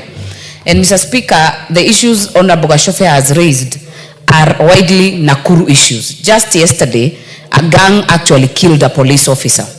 Just last week, we had a child that was literally butchered in Barnabas. The issue of security in Nakuru is getting out of hand. We do not have enough policemen. We do not have even motorcycles. The station at Pakawa, which is shared between myself and Onabongekaria and Onabunjoki in Bahati, has no single motorcycle, not a vehicle, and gangs are roaming day and night, Mr. Speaker. So I would wish that the CS Interior, through the chair of the committee here, takes very serious cognizance of the issues happening in Nakuru, and that killing of that police officer should be a wake-up call to what is happening, Mr. Speaker. Thank you, Mr. Speaker. The Honorable Minority Whip. Yes, your point of order? Or point of information, you said? Okay. What's your point? Call it point of clarification. I know the standing orders are sometimes misleading. Mr. Speaker, taking into account the seriousness of this issue, considering the answer given by the chair, taking into account the limitations by chairs of committees in getting proper, responsive answers, will I be right to suggest to the Honorable Samuel and other affected members to file a petition through this House, have it referred to the committee, allow for public engagement, so that in that process, the committee will be in a position to write a report that will reflect on the evidence on the ground, so that this House gets also an opportunity to get an answer that befits the situation that you are describing. Thank you, Mr. Speaker. Honorable Miri. Thank you, Mr. Speaker, for giving me this opportunity. Mr. Speaker, my concern is that there is an alarming rise in cases of femicide. Many young girls are being found dead. Just two, I think last week, 2 girls in Siaya were found dead. One a school student who was called up, God knows by who, and then she was found raped and murdered. Mr. Speaker, I know the President has tried and given some money towards sensitization, but Mr. Speaker, when the security agencies are very minded in finding the culprits, they act fast. Mr. Speaker, would I be in order to ask that they prioritize the issue of gender-based violence? We are losing a lot of our young girls. And so that when you have such cases, in the same way that we are moving with a lot of speed over other crimes, we should move with the same speed to arrest the culprits. Otherwise, they will continue murdering girls because they know they can get away with it. Thank you. Honorable members and Honorable Dr. Makali, what exactly did you want to raise? Mr. Speaker, thank you so much. I just wanted to write on the issue raised by the 2 honorable members, and this is the issue of security in most of our areas, Honorable Speaker. You know, Honorable Gachobe has said some which also touched my issue. He says he has given the police even the numbers of the people suspected to have committed this criminal act. Honorable Speaker, this has become very common, Honorable Speaker, that even where we come from, you give information to the police in confidence, but nothing happens. While we appreciate the limitations with our chair, because he's our colleague, I think, Honorable Speaker, it's important. I don't know whether other than a petition, I think a question could be better so that we get the CS coming to this House to respond to some of our issues. Because I think generally it looks like there's a problem with the security issues in this country, and unless we address them early enough, Honorable Speaker, fair enough, we are likely to face serious challenges. You made your point. Honorable Kenan, and for the benefit of the members of Parliament, you don't have to have a petition for the committee to do exhaustive investigation, to invite members of Parliament, to invite minister, to invite anybody. So I think the Honorable Tongoyo, are you hearing me? I was trying to get Momuse to leave your side of the house so that it doesn't, somebody else has come now to. Kiborek! Honorable Speaker, as right one, I want really to... My position is this. Yes. You don't have to have, there doesn't have to be a petition for you to No, I agree. I'm in agreement. To investigate this. What I'm saying, Honorable Speaker, yes, maybe before I respond to, or I also add my voice on that, for my colleague, I really share in the frustration. But it's good, Honorable Speaker, we will appreciate the complicity in these crimey things. They comes in different ways. The majority of these perpetrators are expert. They kind of conceal their footprints. But what I want to suggest, Honorable Speaker, as it is for now, we have more than 10 list of statements being sought from different members in this House. And of late, we kind of the opinion that we may call the CS to appear before the committee because we can be able to have an interactive. And all those members probably who are not satisfied or who even we could list as having statements that need more engagement, we can able to give them to appear before the committee and the CS so that we can able to have a more robust interrogation. So that is what my suggestion, Honorable Speaker, need you indulge on them on the same. Done sufficient ventilation on this matter, and the chair will do the needful. So let's go to the next one. The next one is the response is education. Is the chair of education around? Is the chair of education around? No. What about the question, Honorable David Kiblagat? Honorable David Kiblagat. Yes, DK. Honorable Speaker. Yeah, the chair is not around, so what happens? No, I take it with a pinch of salt. Okay, it's okay. Honorable Speaker, kindly hear me out. Yes. When I gave this request for a statement, yes, and the prelude response from the chair was a bit encouraging that time, and the Speaker ordered that when we come from recess, on the first day we come from recess, he will be able to respond to this statement. Now, this is the second week after recess. I've been sitting here purposely to wait for that statement. But now, the reason I'm saying I'm taking it with a pinch of salt is that it seems the chair is not taking my statement seriously. And may I do the imagery of why actually this statement is very clear?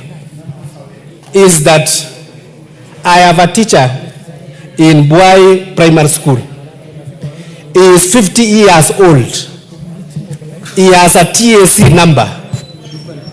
He has never been employed. And he is just now 10 years to retirement. What makes it worse, he was telling me that last year, another teacher, may I explain so that we understand? Another teacher who is about 24 years old was employed, I don't know to say how, and he has been waiting patiently for 50 years. And when he went that day to sleep, he found himself waking up at 3 a.m. and he cried until his wife told him what is wrong. And he said, how unjust can this society be? So I wish the chair takes that statement very seriously and be able to make sure that they can do the affirmative action so that we have all the teachers who are 45 years and above being employed, watoe jam, so that we can employ the young ones. That's all. What's your point of information, Honorable? Yeah, you wish to be informed. But in any case, it was on a point of order, so you cannot have a point of information on a point of order. So maybe I can finalize. I wanted to beseech you. But he wants to inform the House something, and the chair has given him. I think he has given up. Yeah, no, he has not given up. Mr. Speaker, if Honorable Kiblagat accepts, he's aware today there is a change of leadership at the TSC. I am not in any way trying to advocate or talk about the absence or the presence of the Honorable Meli. But today, there's a change of leadership at TSC. The long-serving Commission Secretary, the Honorable Nancy Macharia, has exited today and passed the baton to Evelyn Mitei. Because of the change, and taking into account the environment, I'm sure the Honorable Mele, as an astute, good former teacher, is somewhere in that environment trying to make sure that the transition from that good former CEO, Nancy Machari, and I'll say good former CEO, to the new CEO takes place, acting CEO, takes place in a friendly, conducive, legally driven, people-friendly, TSC-oriented, teachers-placed, so that teachers all over can you made your point. benefit. You made your point. The Honorable DK, I direct that this matter be put on the order paper tomorrow. And I'm sure Honorable Mary will understand the urgency and the need and the seriousness of the chair on that matter. Because if he was told that he has to have it on the first day the parliament resumes, and this is the second week, I appreciate that he might be involved in something fairly significant in the teaching fraternity in this country, but nonetheless, he should have the answer tomorrow. Next one, next response is extension of the national power grid from Garissa to Wajir and Mandera counties in northeastern region, northeastern province of Kenya. The Honorable Adam Kenan and the energy, where is the chair of energy? The chair of energy, yes. I'm here, Honorable Proceed. Speaker. You have the response? Honorable Speaker, my apologies. We as a committee, I think we also need to take action against the PS who was supposed to have given us this response. And now for the second time again, I don't have. And I wish to plead with the Member of Parliament to give us additional 1 week, and then we can be able to, for both. That is order under 4 and 5. For the response sought by the Honorable Tom Mboya, MP for Nyatike? Yes, also. And this other one? I also don't have it. Are you okay with that, Honorable Kenan, next week? Mr. Speaker, you know we have waited for 63 years. Yes. 63 years without connection to the national grid. So waiting for 7 more days is not far-fetched. It's not a big deal. The 7 days will come. You can count, Mr. Speaker. Fair enough, Honorable. But Mr. Speaker, let me say this. I want to qualify something. Having watched the performance of the different heads of state departments, the PSs, I want to confirm that Honorable Alex Wachira is one of the best performing PSs, and I know under his watch, that region will be connected to the national grid. So as we wait for the answer, I do not want to preempt. I hope and pray that next week, we have waited for 63 years, 7 days, it's not long. Fair enough. I direct that this be put on the order paper exactly 1 week from today. But please, Mr. Speaker, as he does that, let me put this rider. And you also come from that region. You understand this. And I know you are not prejudiced. Chairman, under your leadership, and you have chaired the same energy committee in the last parliament. By the grace of God, 2.5 years down the line, you are brought back as the chair, and there must be a reason that has informed. Can you also take it upon yourself that this region called Northern Kenya, which comprises of 70% of the landmass of the Republic of Kenya, is not connected to the national grid, and that should not be considered as a national shame. National shame. You've made your point, Honorable Chair. Are you willing to give that undertaking now or at another date? I think that you can give now. Give the Honorable Chair of Energy Department the Thank you, Honorable Speaker. mic. I totally want to agree with Honorable Kenan. That you give an undertaking. Yes, I give an undertaking by next week. I'll have that. And I No. You haven't had his question. He says, can you give an undertaking that under your watch, yes, that's where that I'm the headed North to. is going to be connected to the national grid? That's why I'm headed to Honorable Speaker. Great. That we will be the commitment by this government to be able to Good take to hear that. the Good to hear Northeastern that. under national grid. Both done. what they call responses Thank you. 4 and 5 are deferred to next week. The same day today, on an afternoon, on Tuesday afternoon next week. The other one is health. Is the chair of health around? Where is he? Seme MP.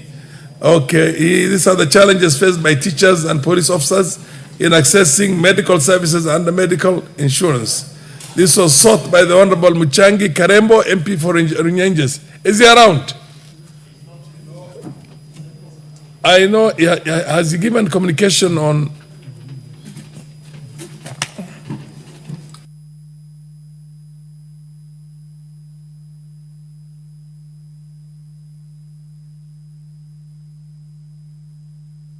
Let's give the Honorable Karemba MP for Nyenjes the benefit of doubt, because for 3 good days, along with me and the Honorable Chair for JLAC, the Honorable Murugara, we've been holed up somewhere.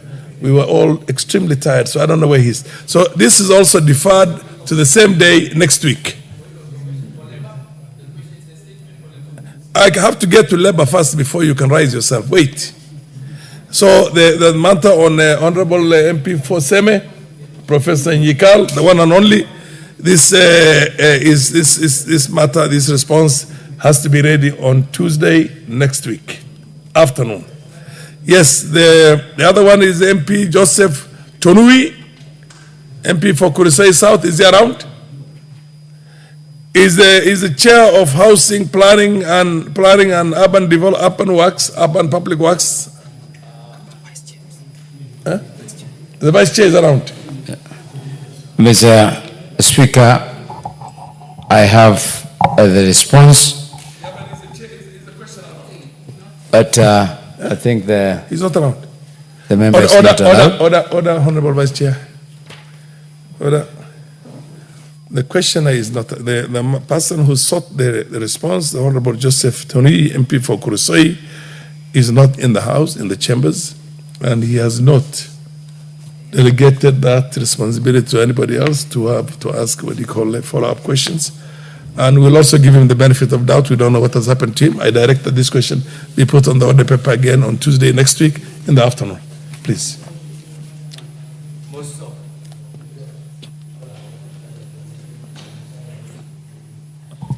Most obliged, Mr. Speaker. Thank you.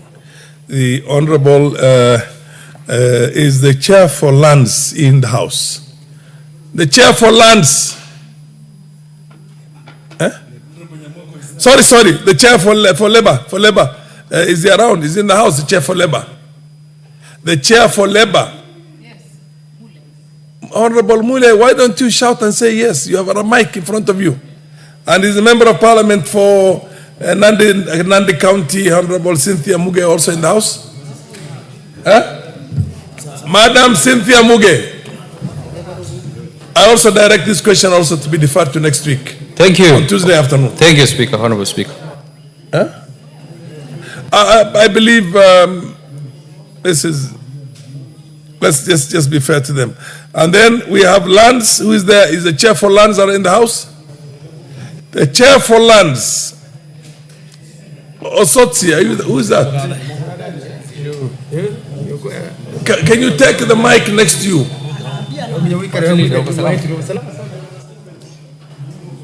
Is that the Honorable Machau Waidaka? Are you the Chair of Lands? Honorable Speaker, I'm the Chair for Lands. And the Honorable Machau Waidaka, MP for Kiambu? Is not around, but I want to confirm to the Honorable House that this statement was answered to on 5th of December 2024. So it's appearing for the second time. I don't know how it came about. Fair enough. This has got to be expunged now because it has already been dealt with before. Am I right? This matter has been addressed. And the last one is the Honorable Faisal Bada, MP from Sambweni. And the Chair for Lands, are you in possession of the answer for Honorable Faisal Bada? Yeah, we'll request for 7 more days. The response to the statement is not ready. I saw direct that this question be put on the order paper on Wednesday after, is it Tuesday or Wednesday? Tuesday afternoon next week. Now we go back to the old order. We're going back to order number 14. Order number 14, motion, ratification of the agreement on fisheries subsidies. Martha.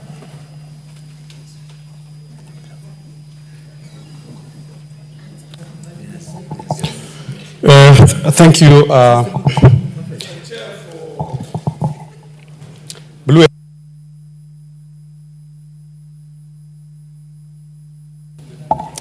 Thank you, Honorable Speaker. Honorable Speaker, I rise to move that this House adopts the report of the Departmental Committee of Blue Economy, Water and Irrigation and its consideration on the agreement of fisheries subsidies laid on the table of the House on Thursday, 17 April 2025, and pursuant to the provisions of Section 8(4) of Treaty Making and Ratification Act, Cap 4D approves the ratification agreement of fisheries subsidies. Honorable Speaker, the agreement on fisheries subsidies was adopted at the 12th WTO Ministerial Conference in Marrakesh, Morocco in June 2022. The agreement's main objective is to promote a sustainable fishing by curbing harmful subsidies, protecting marine resources, and ensuring fairness in global fisheries trade. Honorable Speaker, Article 2, Sub-Article 5 of our Constitution 2010 provides that the general rules of international law shall form part of the laws of Kenya. And Article 2(6) further states that any treaty or convention ratified by Kenya shall form part of the laws of Kenya under this Constitution. Mr. Speaker, the agreement seeks to balance the livelihood of fishing. The agreement incorporates a special and differential treatment provisions, offering flexibility and extended implementation timelines for developing and least developed countries. Mr. Speaker, Madam Speaker, allow me to highlight to members what a treaty is all about. This fishery subsidies, Honorable Speaker, it has several articles. Article 1 of the treaty, Madam Speaker, specifies that the disciplines apply only to marine wild capture, fishing, and fishing-related activities at the sea. Thus, the agreement covers activities such as the onboard processing and transshipping of catch, but excludes the onshore pre- and post-harvest activities such as packaging and processing. The Article 3 of this treaty, Honorable Speaker, prohibits the WTO members from granting subsidies to vessels or operators found to have engaged in illegal and unregulated fishing. This provision is activated upon determination by the coastal state, the flag state, or relevant regional fisheries management organization, or that kind of arrangement. Madam Speaker, the agreement also establishes an institutional arrangement for monitoring